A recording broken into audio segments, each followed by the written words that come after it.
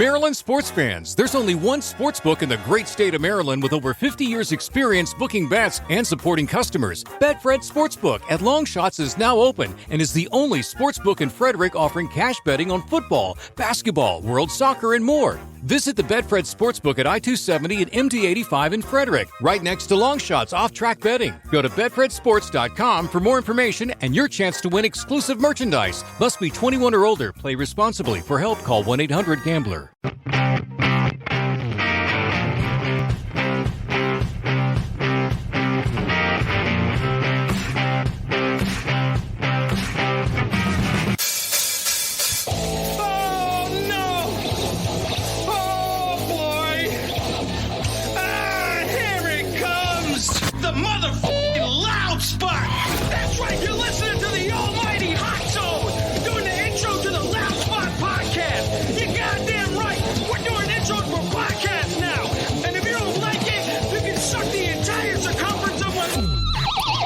Radkey with the squeals and the drops. P1E goes hard till it pops. Cannonball, don't shut the up. Johnny Spotswood just don't know when to stop. Yeah, and if you don't like it, you better take your ass up to the snooty fox, cause this is the loud spot. Okay, see you later. What's up, everybody? Welcome to the Loud Spot. I'm your host, Sebastian, right out of Oklahoma City. I got my co-host, Weird Wolf, Ava Gore, joining us tonight, all the way from Austin. And then we are hanging out with Isaiah Radkey from the band Radkey out of St. Joseph, Missouri. Is that right? Mm-hmm. What's up, man? How are you? I'm doing good. So let's get this right. So it's you and your two brothers that have a band that started like what, 2010-ish, something around there? Yeah, something around there. And so you're 26 years old, so you were 16. So are you like the middle child? Mm-hmm. They always put them. See, you know how I knew that? 26 and the middle child. So. Oh wow. Nice. I had a feeling for some reason that it'd be the middle sibling that was going to be on the show. I just had a feeling you look like the middle child. You know, whatever that means. I'm the middle child too, you know, so it's a good thing. We're all middle. Perfect. Here. So what made the three of you decide you wanted to get into music? Was your dad into music, or your mom, or how'd that all work?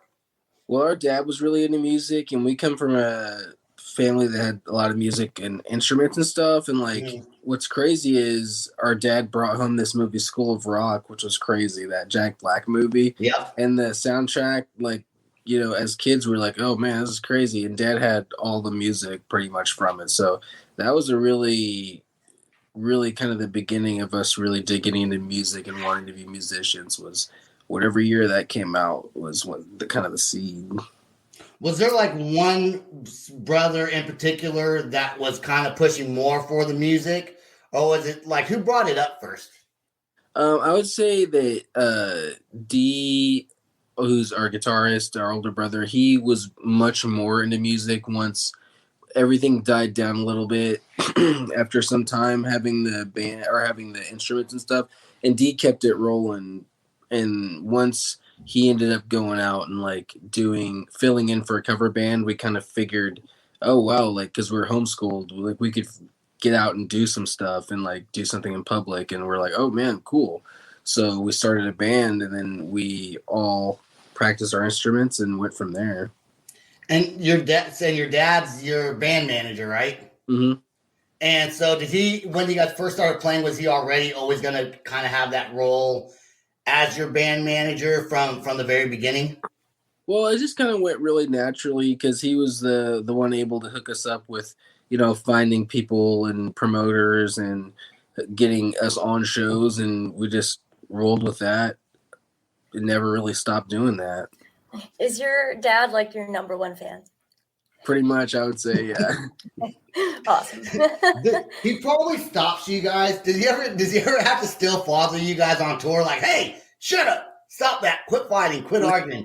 As adults now, does he still do that with you guys? No, and then we as homeschooled brothers were pretty close, so we've had a pretty smooth experience on the road and stuff.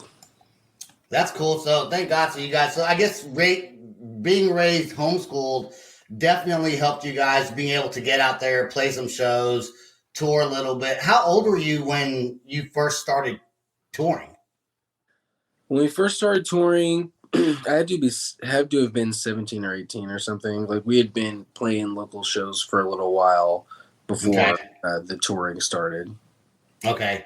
And you guys just got off tour with the Foo Fighters. Yes, we did. Yeah. That's awesome. How did that whole thing even go down? How did you guys get it? I know you guys have a pretty decent sized following. You have a name for yourselves. How did that come to fruition? Well, we played 2 shows with a band called L7, that band L7. And Jennifer Finch was really digging the band and stuff. And like, when they were doing that movie, What Drives Us, we got a phone call and it was Jennifer about a press contact, and we were like, oh, okay, cool. It's Dave Grohl's people. And they were looking for a band that's like on the road, that's in a van and like kind of doing things on their own, you know? And we were going to be the band in the van for that movie. And we were like, oh, wow, that's crazy. Like, this is pretty huge for us. Like, we've always wanted to like be involved with the Foo Fighters and, you know, make some kind of stamp on rock history and and to show that it can still kind of be done was really cool. And basically we really hit it off after the filming, and then we're just like, let's play some shows. And after that we booked some shows and pretty much just went from there. Did you know that you were on the Foo Fighters radar at all before they contacted you? No clue anyone of them even knew who you guys were, huh? No. We were just in a McDonald's having breakfast again for like, you know, every single day on the tour, and all of a sudden we get that phone call and we're like, oh wow. Oh my God, wow. That must have been such like an amazing feeling. It was a great feeling because, you know, things on the road start to get really, really crazy. Yeah, they probably get what's the word? Monotonous, I guess. Kind of the same. You get in a routine on the show. You go to a show, you play the show, you pack up, you hit the road, you wake up, get breakfast, and get ready for the show again, right? Totally. Especially with your dad, though, you can't get crazy. You guys, does your dad go on tour with you guys also? Like, he does. There? Okay. He does. I was gonna say, unless you're the type of band that likes to party and is always late. I've heard so many stories about bands like that. Yeah. Yeah, I mean, yeah, we don't have any problems though. You know, we've gotten pretty crazy over the years. I can say that. Craziest story you have? Go. I think it's not really the craziest from like things that we've done, but I know that one time we had really crazy food poisoning when we were playing Toronto, and we were like all like puking and shit at the border. So that was pretty bad. But other than that, like just your average kind of like drinking and stuff, and like after show, like trying to get into the hotel kind of stuff. Like it's not too big of a deal. Trying to get laid. Yeah, you know. Hey, his dad's gonna be watching this, all right? You calm down. Sorry. You calm down over there. Okay, so a term I never heard before, but I knew what it was. We talked about a little bit was Afro-punk, and you guys had played at was it like an Afro-punk festival? Mm-hmm. So go ahead and explain what that is exactly. It's pretty much just alternative like culture festival kind of thing. There's like skateboarding, black like rock artists and stuff like that, which is kind of a different thing in this day. Like not so it's a kind of like a gathering of stuff like that. Like, you know, if there's going to be a band like Radkey, they'll probably be booked on that festival.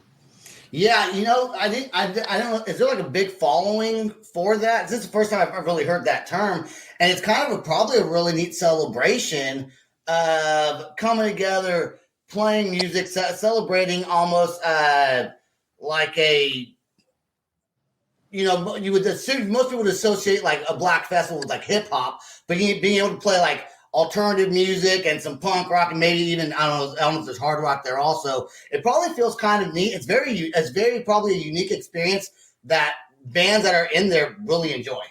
Yeah, it's totally unique. Like, I mean, it's a different audience than even we're used to playing to. So it's a ride. It's totally an interesting experience. Yeah, because like everyone's like getting a little taste of something different when they're going there. Yeah, play all kinds of different neat different styles of alternative music. And you guys have also a unique. I don't know, Ava, if you were able to hear some of their music earlier, but they got a really kind of a neat alternative sound. You guys definitely look like hipsters. I would classify you as hipsters. All you need is the mustache, man, and you are good to go. Yeah, it's a mustache. I only have fairly recently not had a real thick mustache. Kind of funny. Oh, really? You shaved it off, huh? Just for the show? Yeah. Just, Okay. Another cool accomplishment is you guys were played on Adult Swim. Yeah, that was huge for us. Like, even just as kids watching Adult Swim back in the day, like getting something on there, and then all those little sound effects in the video they added, which was really cool. Like, what cartoon was that? Which one was it for? It was for the show Off the Air Off Air, and it's just a bunch of crazy stuff, art, animation, and music videos and stuff. And yeah, it was crazy. Our video Glory got on there, and we were stoked because it was like the perfect video for that show. And then we've always loved being up like on the road that show will be on. You get to the hotel so late, so it was really cool. Yeah, man. What did your dad hear? Kay Tyler says that Green Room album is straight fire. Thank you. So is that your latest album, the Green Room album? It is. Okay, well, we're going to talk about that after you play your song, but I do want to ask, I know your father's not here watching this, but does he have background in managing musicians, or did he just took you guys under his wing and said, I can figure it out? Yeah, pretty much. I mean, we all just took a huge step into like the unknown together, and we believed that, if we take a huge step, and it could be really bad, but it could be the most amazing thing in the world. Like, you got to just jump out there and see what happens. And we all took that together, and here we are. Well, if you don't take that step, you're never going to know. And people are so scared to make big moves, but if you don't do it, you're always going to wonder, what if I would have done this, or what I had if we try to book this or that. And sometimes it's all about just reaching out to people, and people tend to be nice, especially if you guys got great music. Good music videos, great performance. You can see from your music videos, a lot of them look like they're almost like recorded with like some live shows with it as well. And so you can tell your stage presence. So, I mean, I would show that off to everybody also. I was like, look what I can do. Get my band booked for you guys' deal. Okay, so your song, Two-Face, do you guys collaborate with the lyrics, or is it your brother that guitar is he also the singer? He sings and plays guitar. I generally write all the lyrics, and I mean, sometimes like there will be a line that someone will come up with, and we'll throw that in, or a song will be written around like a line. But generally, I'll write the lyrics, and Dee'll do the melodies, or like sometimes it's different, but generally Dee's guitar melody, I'll do lyrics, and yeah. It's probably easy to collaborate when you're brothers, and being homeschooled, all living together probably makes you guys closer as a family. And now you guys get to tour the world together. And I do want to talk about some of your world tours as well. But let's check out the song Two-Face. This video, I think, came out 11 months ago, maybe almost a year ago, right around there. And then we'll get into your newer album. All right, let's check this out. Here we go.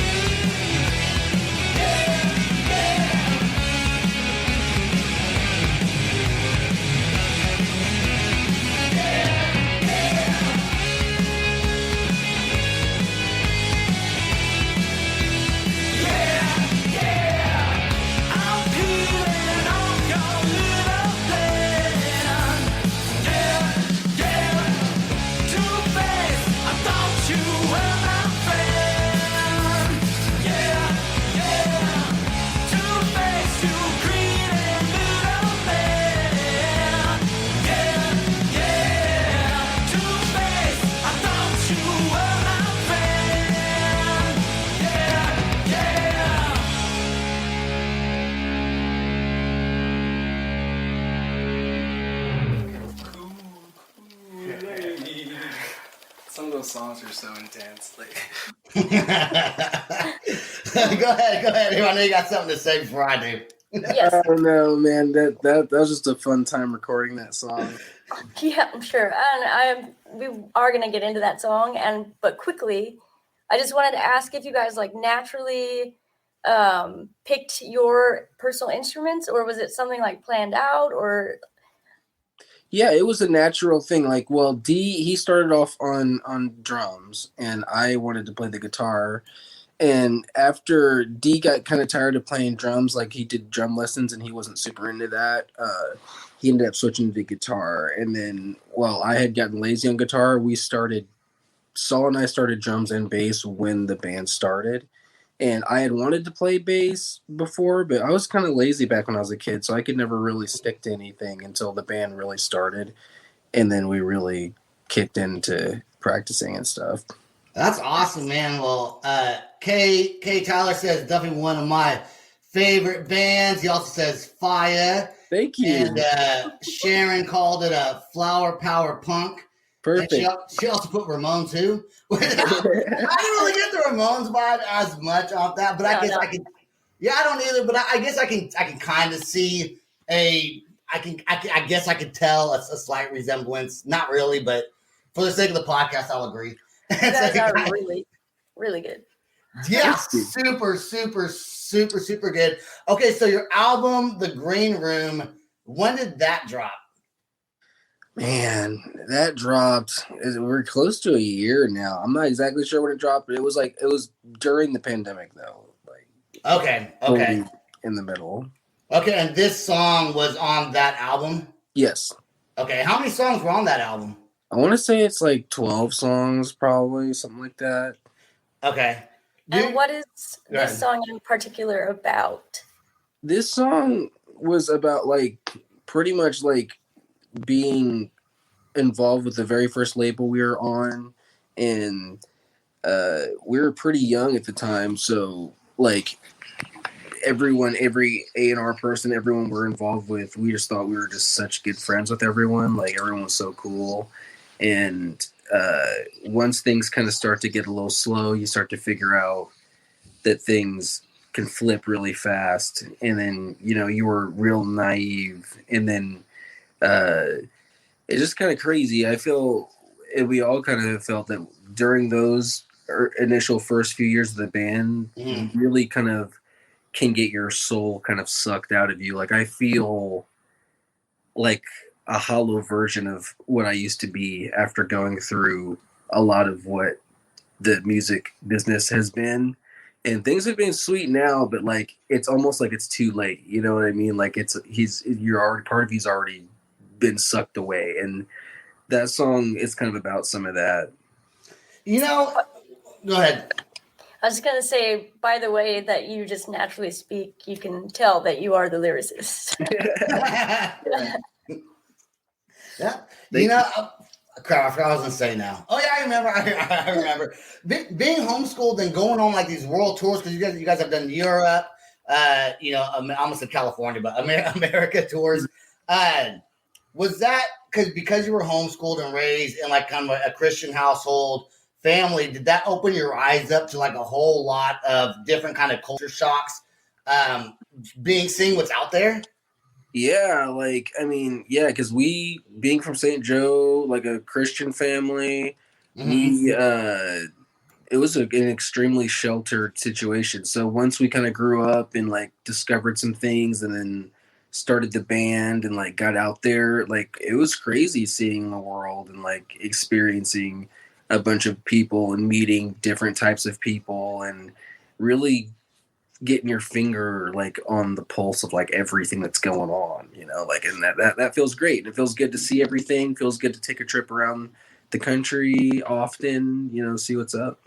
Besides getting sick from eating Canadian food, what was your other favorite place to eat at country, like as far as touring goes? Is there a country that stands out in your mind as, man, this is like super cool? Never thought I would have tried this, or had you not been touring? It was blood pudding, I think it's called, in England. And it's literally blood and like cheese. Oh, is it good? What's it called? I know it's not. Maybe it's not. It was good. Yeah, it was good, but it tastes like blood. Yeah, I'm pretty you- sure it's called something like that, at Yeah, least. I don't know. yeah, it's called something. Yeah, English people are weird. yeah. Anyway, you would say that. I'm from there, so Yeah, I know. That's what I'm saying. That's what I'm saying. I'm You pretty would say weird. that. Are you someone who would just try anything, like put it on the table, like people with those like little worm thingies? Like, would you just eat whatever if you were somewhere and you would try it? If the person had some enthusiasm on their face when I'm handed to it, I probably would have to do it. Right. Do it. Yeah. If it's like super awesome gesture, I'm gonna try it. Have you ever been starstruck, man, by anyone? Because you guys have played not only the Foo Fighters, but you guys have also played with Jack White, and I mean, just a plethora of like the Offspring, right? Also, Yeah, Rachel Ray, that was a starstruck moment. were you guys on her show? She throws a South by Southwest like music festival thing, like with like Weezer was there. It was crazy. So that was something. And then like Dave Grohl, obviously Jack White, yeah, totally. And then like that's I mean, we've got some people to meet still, but those are some big ones for us. Like that's something like luckily people like Jack White and Dave Grohl, like once you're in the situation, you're just hanging out with super chill person. Like it's not like this big thing, in the moment. It's just like leading up to and after where you're like, oh my God, holy crap. But like they're really great at not making you feel like super pressured or weird, which, you probably could learn that skill at some point. Ava, go ahead with your question. Then we got an audience question after that.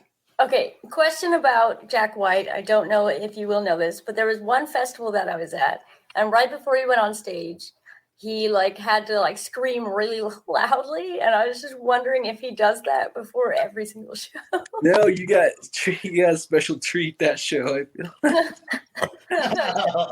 Yeah, he like it scared the shit out of me because I wasn't even looking at him, and he just like before he got in his little van to drive over the stage, he's like, wah! And then wow, that's amazing. Maybe he was excited. He might have been excited. Checking those vocals out. Okay, audience question from K. Tyler. He would like to ask you, who are your guys' influences musically speaking, if you have any music influences? The biggest ones would be Nirvana, Weezer, the Beatles, Led Zeppelin, and probably Cheap Trick. Wow. Nice. Okay. Would you say your other? Beatles tattoo. Yeah. Yeah. It's from the Yellow Submarine movie, but. Oh, really? That's awesome. It's the glove. Is that what that is? I always wondered what that was. I never asked. Yeah, it's the glove. I never asked. So, playing all these bands, I guess I already asked if you've ever been starstruck, but have you ever been nervous to talk to anybody? Like, or is there anybody that kind of like didn't want to talk to you? Is everyone that you play with kind of cool and wants to say what's up? Yeah, I mean, we played with Jane's Addiction. Dave Navarro said hi. That was great. Like, and nice. I only tried to meet someone one time when I was younger, and I never tried again. And that was at Riot Fest. And Blondie was playing, and I wanted to go up and say, "Hey, good luck" to Debbie Harry, and then like security like rushed and like got me out so fast, and like that was pretty much the ultimate nightmare. So I've never tried it again after that. Like, do you know who I am? I just showed my wristband. I was like, I'm at least a musician. Right. Do you guys have any new albums coming out anytime soon, or are you still just kind of touring with the Green Room album? We are working on new music now, and we're going to have a new album early next year, definitely. Like, we've got a lot of the songs ready to go, and we're going to have a single out pretty soon and another one following that. And oh yeah, that's exciting. And any new tours lined up after? When did you guys get back from the Foo Fighters tour? We got back. Oh man, I'm actually pretty blank on that. It was at least like a couple months ago, because then we went tour right after that. And that's the one we had just got off of. So it was a couple months ago. Yeah. Feels good to be home, huh? It really does. Yeah, we got cats. It's something. We really I love cats. Nice. Yeah. So you guys is kind of taking a break from touring right now before you go back and hit the road? Yeah, we've got a small span of time to be working on recording the music, and then we've got, we're going to play a few shows around Missouri and like maybe Omaha and stuff like that. Okay. Some kind of localer venues for now. Totally. And do you know the name of your next, if you can say it, maybe you can, I don't know. Do you have the name of your next single or song that you're going to release that you're going to push? Well, right now it's called Circles, but it might change. Sometimes we just call it the most simple name, almost like a joke, but then it stays that for so long to where you've called it that so much that there is no other name. So if it's another title, okay, but the word Circles is used a lot, so you'll really know. Okay. Do you have songs that you've renamed that when you guys are on stage, you still refer to it as the old song name, even though it's a new song or it has a new name now? No, not yet, but we're on the track. We're on the track to have that situation. Because we used to calling it something, then you weren't calling it someone else. Sometimes you still. Yeah. I had a song. We had a song. I forgot what it was called, but the nickname was Dirty in Spanish because the guys kind of sang in Spanish, and we'd be like, "Let's play Dirty in Spanish." But I think at the time we released it, it was called something different. Anyways, enough about me. No one cares about that. Okay, let's talk about your merchandise and your website. If you have those. Totally. Our website's radkey.net, and we've got hoodies and like koozies and like t-shirts and all kinds of stuff. Awesome. And the name of your website? It's radkey.net. Did he say it? Yeah. Sorry, Sam had commented something. I was trying to figure out what he was saying. They called working titles. I don't know what that means. So I was like, I was trying to listen, but I was also reading the comments. That's what happens when I have to read the comments and talk to you at the same time. Multitask. Yeah, I had that same thing. I was trying to win an eBay auction and play Halo at the same time this morning. I think I was better at multitasking when I was younger, and the older I get, the harder it is for me to do it. I don't know. I guess that's all. I do have one last question. I'm just kind of curious. Do you and your brothers, because I know you guys have switched some instruments when you started, and do you guys ever switch instruments on stage? No, not yet. It would be cool to do that someday, though. But right now, none of us have like D can switch to them, but that's all, or I would look pretty stupid trying. And last thing is Sam right here says, "You're an idiot." He's talking to me, although he spelled "you're" wrong because it's you are. R-E. That's right. So who's the idiot now? Okay. All right, man. Well, dude, Isaiah, thank you so much for coming on, sharing your stories with us. Seems like you guys are doing some fantastic things, touring with some awesome bands, which is not going to stop anytime soon. Great style. Ava, you got anything else before we let this young gentleman go? It's not really a question. I was just going to say that you have some fantastic eyebrows. Those are so good. Thank you. Thank you. All right. Yeah, well, what are my eyebrows, crap? Yes. All right. Hey, Isaiah, don't go anywhere. Stay right there till after the outro song plays. I do want to thank everyone who listens to The Loud Spot. Go to www.theloudspot.net. You can support us on Patreon, patreon.com/The Loud Spot. Also, subscribe to our YouTube, Apple, Spotify. Wherever you listen to your podcast, we're on there. Check it out. Peace out, rock on, and much love. And I forgot to find the outro song. Here it is. All right. This is The Loud Spot outro by nothing short of tragic. Is this all talk with no action? No. Is this my thoughts with distraction? No. Is this what I bought that's in fashion? Or is this The Loud Spot with Sebastian? Yes. Does nothing short of tragic have us back again? Yes. Does everything that's good really have to end? Yes. A pimp host has a pimp show, so to get more episodes, make an order, this is over. Thanks for watching our video. Don't forget to click the like and share button. Don't forget to go to our YouTube and subscribe. If you want to listen to our audio and pick up some cool merch, go to www.theloudspot.net. Peace out, rock on, much love.